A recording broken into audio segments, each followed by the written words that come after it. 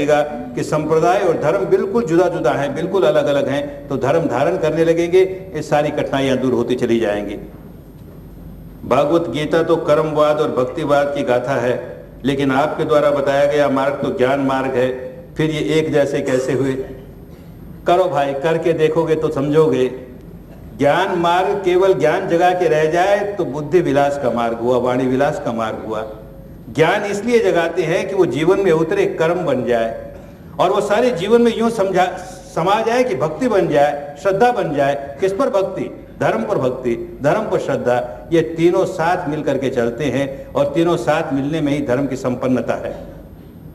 आप कहते हो धर्म एक तरह का विज्ञान है, साइंस है, इसे जरा गहराई से समझाइए। लंबे उत्तर वाला प्रश्न है, 2-4 दिन आगे जब जाएंगे तो ये खूब समझ में आएगा। अगर धर्म साइंस नहीं है, विज्ञान नहीं है, तो समझो धोखा है, हम किसी उलझन में पड़ गए। साइंस का नियम होता है कि ये कारण हो तो ये परिणाम आएगा ही। 2 हिस्से के हाइड्रोजन और 1 हिस्से का ऑक्सीजन मिले तो मॉइस्चर आएगा ही, पानी आएगा ही। ये नियम है, सबके लिए एक जैसा नियम है। ऐसे ही भीतर अंधकार हो और विकार जगा ले तो दुख आएगा ही। दुनिया की कोई शक्ति बचाने वाली नहीं। हमें दुख नहीं चाहिए तो भीतर का अज्ञान दूर करें और भीतर के विकार दूर करें, दुख हमारा दूर हो गया। इस माने में विज्ञान है, आगे और समझेंगे, गहराइयों से समझेंगे। यदि गौतम बुद्ध ने बौद्ध धर्म नहीं सिखाया तो बौद्ध धर्म कैसे बना? ये तो इनको पूछो जो अपने आप को बौद्ध धर्म वाले कहते हैं, हम क्या बताएं। भगवान बुद्ध ने धर्म सिखाया, भगवान महावीर ने धर्म सिखाया, हमारे देश के जो जो महापुरुष है सब ने धर्म सिखाया। हमने पागलपन से उसे बौद्ध बना दिया, जैन बना दिया, हिंदू बना दिया। ये हमारा पागलपन है, इसमें वो क्या करेंगे। भारत के किसी पुराने साहित्य में न बौद्ध धर्म का उल्लेख है, न जैन धर्म का उल्लेख है, न हिंदू धर्म का उल्लेख है। धर्म ही धर्म का उल्लेख है। क्या भगवान महावीर का सिखाया हुआ धर्म भी यही बातें सिखाता है जिसके बारे में आप वर्णन कर रहे हैं? बिल्कुल यही सिखाता है। हमने सीखना छोड़ दिया तो भगवान महावीर क्या करेंगे? What are we to do to learn Vipassana? You have to come to a course of 10 days and learn the technique. In 10 days you will get the outline of the technique and it is a lifetime job. Then you have to continue to work and apply it in your life and you will find it is so beneficial. क्या भक्ति मार्ग से मुक्ति नहीं मिल सकती? बिल्कुल मिल सकती है, लेकिन तीनों साथ जुड़ेंगे। ज्ञान भी जुड़ेगा, कर्म भी जुड़ेगा, भक्ति भी जुड़ेगी, फिर मुक्ति ही मुक्ति है।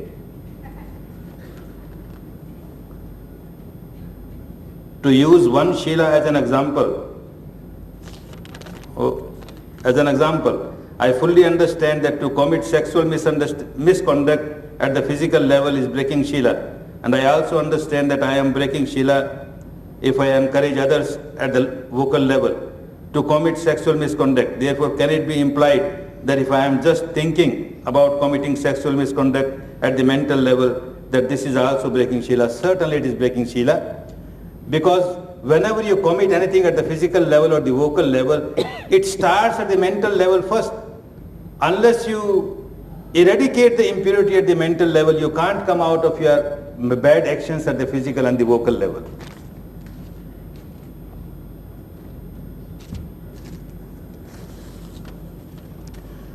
जब सृष्टि रचेता जग ईश्वर है तो उसी का ध्यान चिंतन मनन अंतःकरण से करें तो कैसा हो? किसका ध्यान करोगे? जिसको तुमने देखा नहीं, जिसके बारे में तो कुछ अनुभव से जानते नहीं, उसका ध्यान क्या करोगे? कल्पना करोगे ना? अरे भाई, कल्पना से काम शुरू करोगे, करते करते किसी बड़ी कल्पना में उलझे रह जाओगे। जरा सच्चाई से काम करना तो सीखो। सच्चाई से काम करते करते करते सत्य के सहारे चलते चलते परम सत्य तक पहुंच जाओगे। तब समझ जाओगे ईश्वर क्या होता है, कैसा होता है। परम सत्य ही परमेश्वर है, पर उसकी अनुभूति होनी चाहिए। कोरी बातों से बात बनती नहीं। गीता में कहते हैं स्वधर्म में मरना अच्छा है, पर धर्म भयावह है। तो ये 2 धर्म कैसे हैं? मनुष्य का अपना धर्म है जो पशु का नहीं हो सकता, जो पक्षी का नहीं हो सकता। मनुष्य के पास एक ऐसी शक्ति है कि वो अंतर्मुखी होकर सच्चाई को देख सकता है और अपने विकारों से मुक्त हो सकता है। ये काम पशु नहीं कर सकता, ये काम पक्षी नहीं कर सकता, ये काम सरीसृप नहीं कर सकते। ये काम कीट पतंग नहीं कर सकते, ये काम प्रेत प्राणी नहीं कर सकते।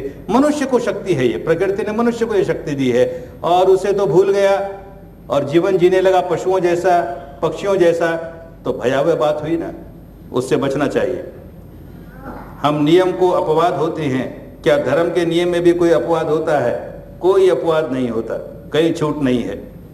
अगर किसी ने गलत काम किया तो उसे डांटे या नहीं? अगर डांटे तो विकार रहित कैसे डांटे? बस विपश्यना यही सिखाएगी।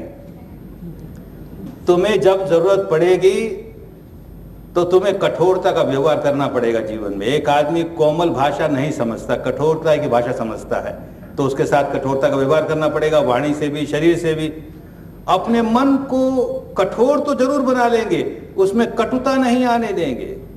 कठोरता और कटुता में जमीन आसमान का अंतर है। हमने कटुता जगाई तो पहले अपनी हानि कर ली। जो व्यक्ति अपना ही भला नहीं कर सका, औरों का क्या भला करेगा? तो पहले अपना भला करना सीखें, फिर देखेंगे औरों का भला करना आसान हो गया। अपने भीतर कटुता नहीं जगाएंगे और कठोरता भले आवश्यकता होगी तो जगाएंगे। ये विपश्यना से आएगी, उपदेशों से नहीं। शांति प्राप्त करना ही एक स्वार्थ है, तो वो हासिल करने के लिए निस्वार्थी क्यों ना हो जाए। स्वस्थ रहना एक स्वार्थ है, लेकिन अगर अस्वस्थ रहते हैं तो अपनी भी हानि करते हैं, औरों की भी हानि करते हैं। धर्मी होना एक स्वार्थ है, अपना ही भला होता है, औरों का ही भला होता है। अधर्मी होना हानिकारक है, हमारी भी बुराई होती है, औरों की बुराई होती है। तो भाई इसी माने में धर्म धारण करना है। भले इसमें स्वार्थ है, लेकिन इस स्वार्थ में परार्थ समाया हुआ है, परमार्थ समाया हुआ है। जैसे ही हम धर्म से विमुख होते हैं, केवल अपनी हानि करके नहीं रह जाते, औरों की भी हानि करने लगते हैं। जैसे ही धर्मवान हो जाते हैं, केवल अपना ही स्वार्थ नहीं साधते, परमार्थ भी सधने लगता है, औरों का भी अर्थ सधने लगता है। इस माने में स्वार्थी बनो तो अच्छा ही है। आपके मार्ग पर चलने वाला अपने लोगों से, समाज से ठुकराया जाता है, ऐसा क्यों होता है? हमारा कोई मार्ग नहीं भाई, धर्म का मार्ग है। धर्म के मार्ग पर चलने वाला व्यक्ति जैसे जैसे धर्म में पकता चला जाएगा तो इतना बलवान हो जाएगा कि अब उसे मालूम होगा कि ठुकराने वाला अपनी हानि कर रहा है। मुझे कोई ठुकरा रहा है, मेरा कोई अपमान कर रहा है, मेरी हानि नहीं हुई, हानि उसकी हुई। उसने अपने भीतर आग लगा ली, उसने अपने भीतर विकार जगाया। बिना विकार जगाए वो मुझे ठुकरा नहीं सकता, बिना विकार जगाए वो मुझे अपमानित नहीं कर सकता। अरे बेचारा बड़ा करुणा का पात्र है रे, इसका मंगल कैसे करूं, इसका कल्याण कैसे करूं, इसका भला कैसे करूं। ये तो जल रहा है, जो जल रहा है उसको पेट्रोल कैसे फेंकूं, जो जल रहा है उसको शीतल पानी कैसे डालूं, यही सीखेगा।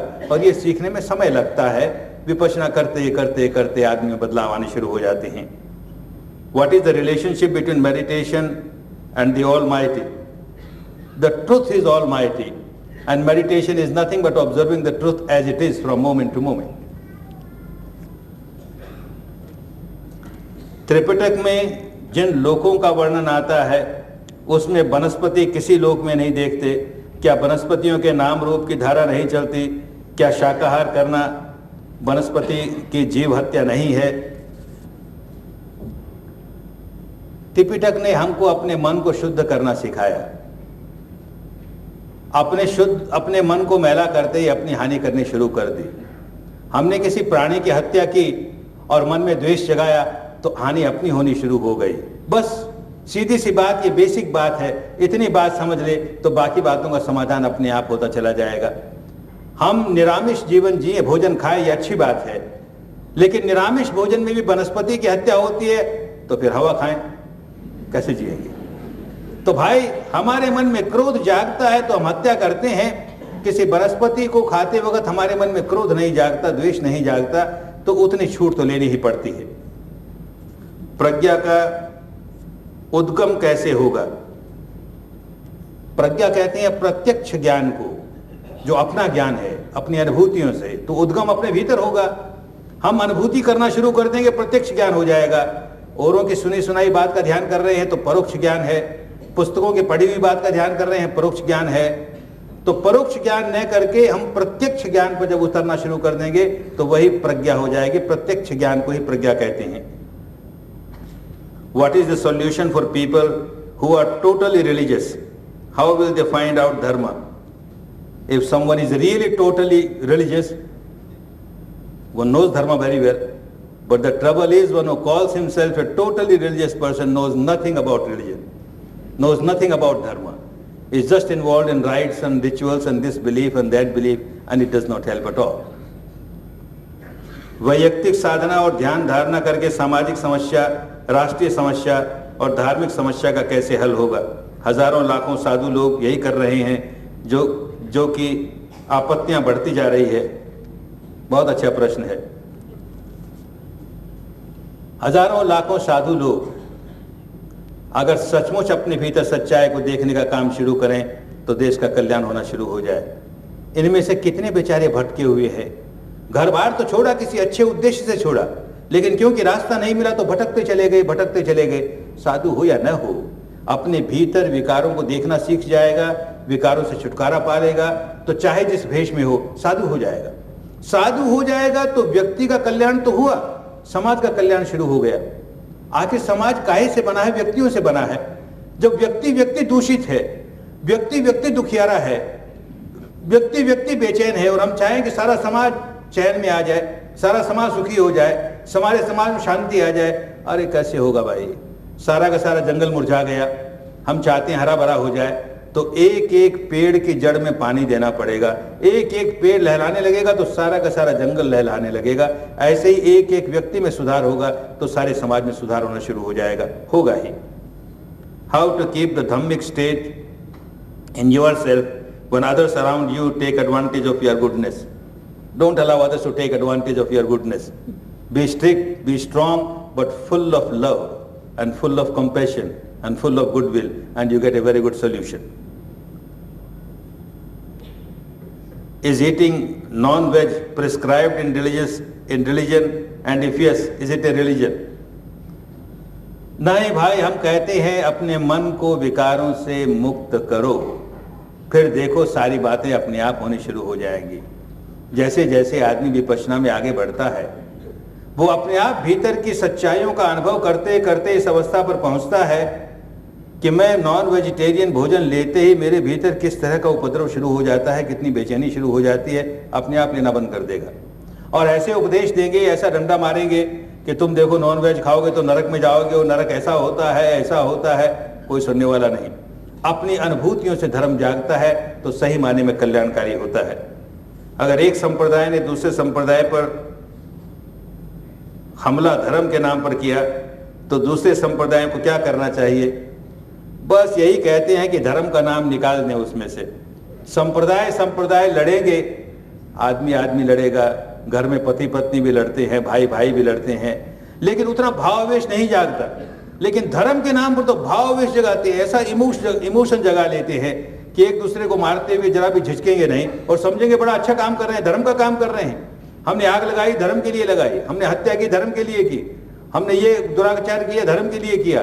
तो इससे निकल जाए, पहले इससे निकल जाए, फिर देखेंगे कि व्यक्तिगत जीवन में भी किस तरह सुधार आना शुरू हो गया, होगा ही।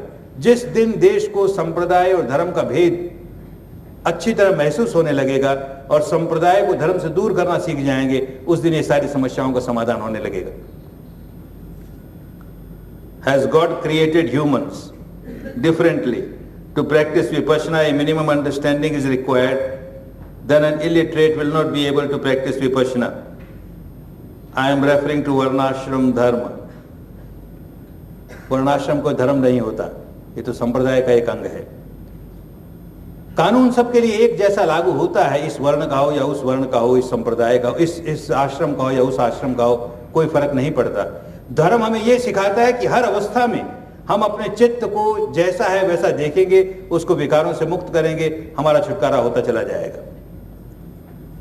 उपनिषद काल में ही ज्ञान मार्ग का उपदेश है, जो इसके लायक है उन लोगों को आप सिखाते हैं। और विपश्यना ज्ञान में क्या भेद है? नहीं, हम केवल ज्ञान की बात नहीं करते। केवल ज्ञान की बात होती तो इस तरह के प्रवचन पर्याप्त होते। सारे देश में घूम घूम करके ऐसे प्रवचन देते जाते, वाणी विलास होता, बुद्धि विलास होता, लोग वाह वाह करते, बहुत अच्छा समझाया, आज तो धर्म हमने खूब समझ लिया, कल वैसे के वैसे कोई फर्क नहीं पड़ता। ये शमशान ज्ञान जैसा होता, उससे लाभ नहीं होता। विपश्यना शमशान ज्ञान नहीं कराती। केवल ज्ञान की बात विपश्यना में नहीं है, ज्ञान के साथ साथ धारण कैसे करें, उसे जीवन में कैसे उतारे, ये सीखते हैं विपश्यना में, तो ही कल्याण होता है। इसीलिए सबके लिए समान रूप से, कितना ही अनपढ़ क्यों ना हो। अभी एक प्रश्न आया कि जो अनपढ़ हैं वो बेचारे कैसे विपश्यना करेंगे। हमने शिविर लगाए गाँवों में जहाँ बिल्कुल निरक्षर लोग शिविर में बैठे, और मैं कहता हूं कि उस शिविर में जिन लोगों ने इतना लाभ उठाया उतने ये पढ़े लिखे लोग नहीं उठा सकते। उन बेचारों को कहा सच्चाई देखो, जैसा है वैसे देखो, देखना शुरू कर दिया। और यहाँ तो ये हिंदू है, ये तो हिंदुओं का है, ये तो बौद्धों का है, ये तो जैनियों का है, ये तो आत्मा को मानने वाले, ये नहीं मानने वाले, ये ईश्वर, इसी में उलझा रह जाएगा, काम करेगा ही नहीं। तो ज्यादा अच्छा है अनपढ़ हो तो काम तो करे, अरे पढ़े लिखों को तो ज्यादा करना है काम भाई, दूर नहीं भागे। Are you preaching a religion or teaching a technique? Those who take Dhamma as a technique have not understood Dharma. Dharma is not merely a technique. Dhamma is something to apply in life. And to something to apply in life, you have to practice it. And this practice that you do within yourself, you may call it by any name, you may call it a technique or anything. But unless you understand Dharma is an applied way of life, a good way of life, an art of living, you can't practice Dhamma and you can't get benefit of Dhamma. जो सत्य है उसका स्वरूप कैसा है, परमेश्वर का कर्तव्य क्या है, परमेश्वर का कर्तव्य क्या है परमेश्वर जाने, हम क्या जवाब दें इस बात का। सत्य का स्वरूप यही है कि जो प्रति क्षण अनुभव हुए जा रहा है, क्षण प्रति क्षण जो सच्चाई भीतर उतर रही है, बस वही सत्य है। उसके सहारे सहारे काम बड़े स्थूल सत्य से शुरू होगा, स्थूल सत्य के सहारे चलते चलते सूक्ष्म सूक्ष्म सूक्ष्म, उससे ज्यादा सूक्ष्म तक चलते चले जाएंगे। मैंने आपके प्रवचन में सुना है कि पुनर्जन्म मिलता भी है। क्या आज के युग में इस पर भरोसा करें? मत भरोसा करो। केवल हमारे कहने पर भरोसा मत करो, किसी के कहने पर भरोसा मत करो। विपश्यना करते करते करते करते भीतर सारा कानून समझ में आने लगेगा, कुदरत का सारा खेल समझ में आने लगेगा, तब भरोसा करना। इतने मत करो। कोई जरूरी नहीं कि पहले ये भरोसा करो उसके बाद विपश्यना काम करेगी। विपश्यना काम करना शुरू कर देगी। यदि करेंगे तो धार्मिक राह पर चलना फिर इस जन्म में क्यों, बस जो कुछ है इसी जन्म में है। अगला जन्म होगा कि नहीं होगा उसको एक और रखो। ये जन्म तो है ना, ये तो प्रत्यक्ष हमारे सामने है, और इसी जन्म में हम व्याकुल हो रहे हैं, विकार जगाते हैं, व्याकुल होते हैं, विकार जगाते हैं, व्याकुल होते हैं। इसी जन्म में हमको कोई ऐसी विद्या मिल जाए कि विकारों से छुटकारा होने लगे, व्याकुल से छुटकारा होने लगे, हमारा कल्याण हो गया। जिसका ये जन्म सुधरा अगला जन्म आप ही सुधर जाएगा। अरे ये जन्म ही नहीं सुधरा, बात अगले जन्म की करे तो निकम्मी बात हुई ना। धर्म या जाति भेद जब नौकरी एडमिशन के लिए व्यवहार में लाया जाता है तो हम क्या कर सकते हैं? पलटो इस तरह की बातों को। धर्म से आदमी जांचा जाना चाहिए, कौन व्यक्ति कितना धर्मवान है। एक व्यक्ति सुबह बड़ा धर्मवान था, शाम तक अधार्मिक हो जाएगा, सुबह बड़ा अधार्मिक था, शाम तक धार्मिक हो जाएगा, बदलता है भीतर से। तो हम कितने कितने धार्मिक हुए जा रहे हैं, उतना उतना हमारा कल्याण हुए जा रहा है, उतने उतने समाज के लिए अच्छे आदमी बनते जा रहे हैं। इसी बात को महत्व देना चाहिए। कर्म कांड को क्या कहते हैं?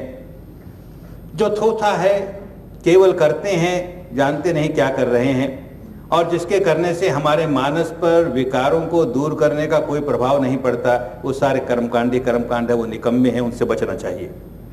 सत्य कैसे समझें? मेरा सत्य दूसरों के लिए असत्य होगा, दूसरों का सत्य मेरे लिए असत्य होगा। बिल्कुल ऐसा ही तो है। इसलिए अपने सत्य को महत्व दो। अपने भीतर जो सच्चाई जान रही हो वो तुम्हें कल्याण देगी, वो तुम्हारा मंगल करेगी। किसी अन्य के भीतर सच्चाई जागी, हम केवल उसका बुद्धि चिंतन करके रह जाएंगे, हमारा सही कल्याण नहीं होगा। लेकिन अपने भीतर जागेगा तो अपना कल्याण होना शुरू हो जाएगा। What is a lesson for nowadays politician? Let them come and take Vipassana. अगर दूसरा हमारा नुकसान करे तो हमें क्या करना चाहिए? रोकना चाहिए, बलपूर्वक रोकना चाहिए। कोई हमारा नुकसान क्यों करे? तो हमने धर्म समझा नहीं। अगर कोई नुकसान करता है और हम चुपचाप मुस्कुराते हैं, कर भाई तुझे जो नुकसान करना है करता चला जा, धर्म नहीं समझे। बड़े बलपूर्वक रोकेंगे, भीतर कटुता नहीं होगी, भीतर प्यार ही होगा, मैत्री होगी, करुणा होगी, सद्भावना होगी, और रोकेंगे उसको, बड़े बलपूर्वक रोकेंगे। If democracy is not able to save India, then what is the ultimate way? Dhamma is the ultimate way. Let people come to Dhamma and all problems will get solved. It takes time, but there is no other alternative. Sukhi. मंगल हो, कल्याण हो। एक minute क्षमा याचना कर रहे हैं कि आज इतनी भीड़ नीचे हो गई कि ये ऊपर का हाल और नीचे का हाल में बैठ नहीं सके। इसके लिए सुविधा के लिए कल एसपी कॉलेज के हॉल के अंदर यही प्रवचन और टीवी से सुनाया जाएगा। जो रह गए वो वहाँ 4:30 बजे और एसपी कॉलेज हॉल में आ जाए और 4:30 से 5:30 को प्रवचन सुनेंगे और फिर इस प्रवचन के लेकर जो शील क्या है, लड़का क्यों, ये समझाने के समझने के लिए फिर इधर आप आ सकते हैं। और कल हम देखते हैं कि और भी एसपी कॉलेज में वही प्रवचन यानी कल जो होगा वही प्रवचन उधर भी आयोजित कर लेंगे, जिससे आपको खास तरीका हो। इतना उत्साह देखकर हम सबको गदगद होना चाहिए कि धर्म शुद्ध धर्म समझने के लिए इतने लोग